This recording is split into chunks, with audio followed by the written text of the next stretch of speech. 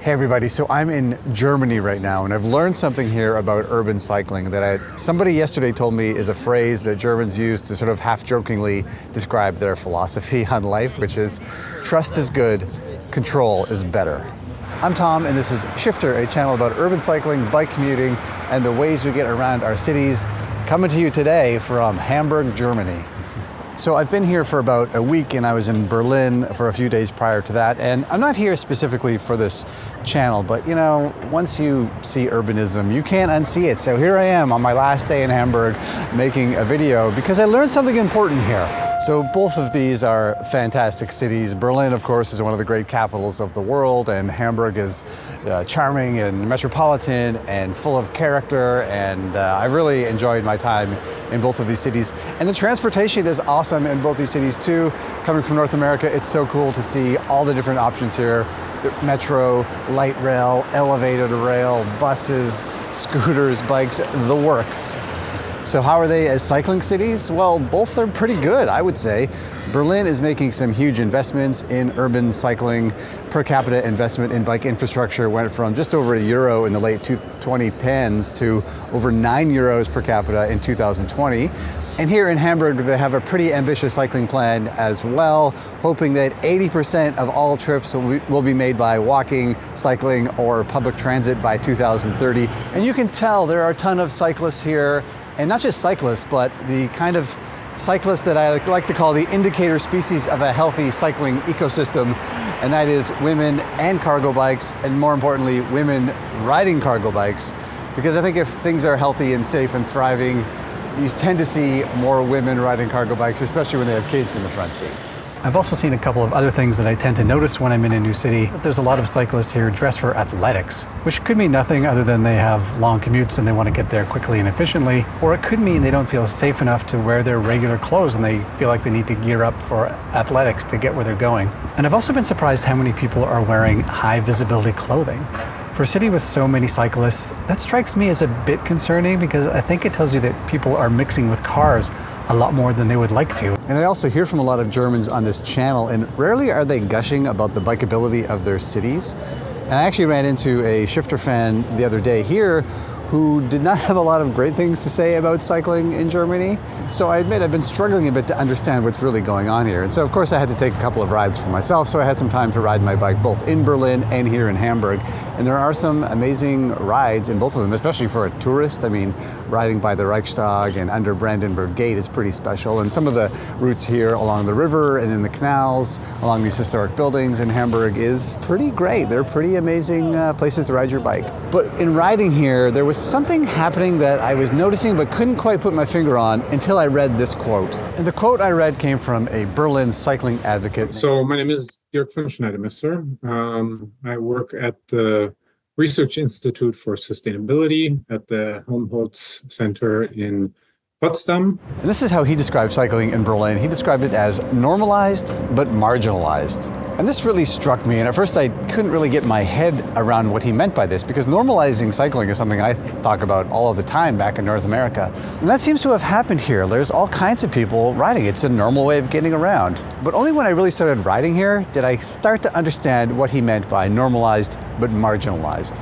Cycling as a utilitarian transport mode is normal and not a weird thing in Germany. But funding structures, the legal structure, etc., does not support cycling the way that it maybe should. A lot more funding goes into motor vehicle transport. A lot more space is dedicated in the city to motor vehicle transport. So you see a lot of people doing it, but the legal structure, the funding structures, the distribution of public space, etc., does not reflect sort of this actually cultural anchoring that cycling has in German culture. Once I heard this phrase, normalized but marginalized, I started to see it everywhere. So the city of Hamburg has worked out a primary network of velo routes or bike routes, and it's pretty robust. There are hundreds of kilometers and a really good spine to the network that's been identified and worked out throughout the city. But some of those routes left me a little confused or underwhelmed. I mean, here's an example of one bike path. I'm standing in the pedestrian space, and that different colored brick over there is the bike route. So there's not a lot of separation within them, and there's even not a lot of visual identification between them. So what happens as a pedestrian is I found myself walking in the bike lane without even knowing it, and some poor cyclist would come up behind me, or when I was riding, it's so narrow, it's sort of hard to even keep your space. And that means when things get really narrow, like on this bridge, you can see how narrow the bike and the pedestrian route gets. That's not a lot of space for everyone. And at the same time, we've got 4 lanes of free-flowing traffic. That says something about prioritization, whether it's intended to or not. Also, isn't this a gorgeous city? And it does feel like in parts of Hamburg that when space is found for cycling, it seems to be taken from the pedestrian realm, which, can create conflict with pedestrians, which sucks because these are the two types of transportation we most want to encourage. I mean, it's so common they have these bike pedestrian crossing signals, which are pretty common in some parts of the city. And there's definitely some inconsistency in the network. I found myself getting confused, especially at bigger intersections where there's some red paving stones, some gray ones, some painted bike lanes, some just nothing. So yeah, I'm sure if you lived here you'd get used to it, but I did find it a bit confusing and inconsistent in some places. And these were the kind of things that made me start to understand this phrase, normalized but marginalized. And so we have all these Berliners and these Hamburgians. If you're from Hamburg, are you a hamburger? So we have all these Germans who've chosen to use a bike as their form of transportation. And there are some great conditions here that allow it. The cities are dense and compact, so there's lots of amenities nearby that don't require a long distance that needs a car. The transit system here is great. I was amazed by the train system, and even though every German I met complained about it. And Germany is farther ahead in combating climate change than most other countries, and I think a lot of Germans have chosen a bike because they feel it's their responsibility to the planet. But it kind of feels like neither Hamburg or Berlin have gotten to the point where they've started to question the privileged position that the automobile still holds in these cities. And it's not just culture. Dirk had some really interesting examples of how the legal system inherently supports motor vehicles at the expense of other road users, something most North Americans will no doubt identify with. Bicycle overways is kind of how we would refer to bicycle crossings. Same for pedestrian overways, pedestrian crossings.